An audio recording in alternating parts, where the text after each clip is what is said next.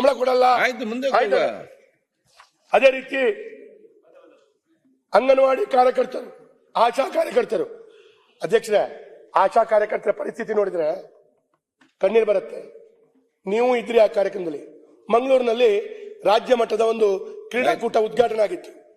ಆ ಕ್ರೀಡಾಕೂಟದಲ್ಲಿ ಉದ್ಘಾಟನೆ ಆದಾಗ ಗೋವಿಂದರಾಜ್ ಅವರು ಬಂದಿದ್ರು. ಅಧ್ಯಕ್ಷರೇ,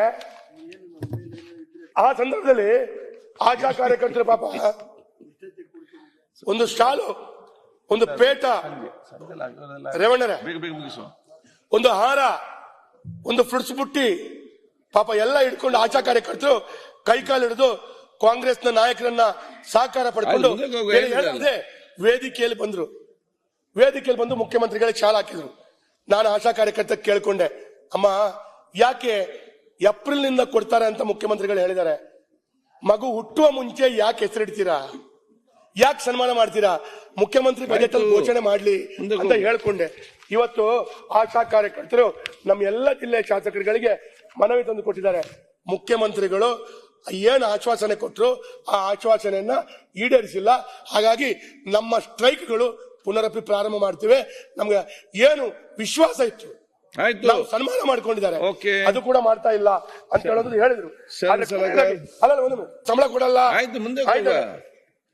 ಅದೇ ರೀತಿ ಅಂಗನವಾಡಿ ಕಾರ್ಯಕರ್ತರು, ಆಶಾ ಕಾರ್ಯಕರ್ತರು, ಅಧ್ಯಕ್ಷರೇ, ಆಶಾ ಕಾರ್ಯಕರ್ತರ ಪರಿಸ್ಥಿತಿ ನೋಡಿದ್ರೆ ಕಣ್ಣೀರು ಬರುತ್ತೆ. ನೀವು ಇದ್ರಿ ಆ ಕಾರ್ಯಕ್ರಮದಲ್ಲಿ. ಮಂಗಳೂರಿನಲ್ಲಿ ರಾಜ್ಯ ಮಟ್ಟದ ಒಂದು ಕ್ರೀಡಾಕೂಟ ಉದ್ಘಾಟನೆ ಆಗಿತ್ತು. ಆ ಕ್ರೀಡಾಕೂಟದಲ್ಲಿ ಉದ್ಘಾಟನೆ ಆದಾಗ ಗೋವಿಂದರಾಜ್ ಅವರು ಬಂದಿದ್ರು. ಅಧ್ಯಕ್ಷರೇ, ಆ ಸಂದರ್ಭದಲ್ಲಿ ಆಶಾ ಕಾರ್ಯಕರ್ತರು ಪಾಪ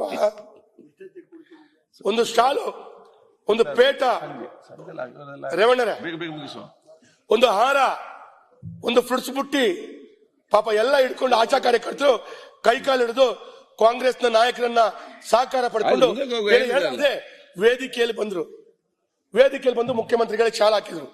ನಾನು ಆಶಾ ಕಾರ್ಯಕರ್ತ ಕೇಳ್ಕೊಂಡೆ, ಅಮ್ಮ ಯಾಕೆ ಏಪ್ರಿಲ್ ನಿಂದ ಕೊಡ್ತಾರೆ ಅಂತ ಮುಖ್ಯಮಂತ್ರಿಗಳು ಹೇಳಿದ್ದಾರೆ, ಮಗು ಹುಟ್ಟುವ ಮುಂಚೆ ಯಾಕೆ ಹೆಸರಿಡ್ತೀರಾ, ಯಾಕೆ ಸನ್ಮಾನ ಮಾಡ್ತೀರಾ, ಮುಖ್ಯಮಂತ್ರಿ ಬಜೆಟ್ ಅಲ್ಲಿ ಘೋಷಣೆ ಮಾಡ್ಲಿ ಅಂತ ಹೇಳ್ಕೊಂಡೆ.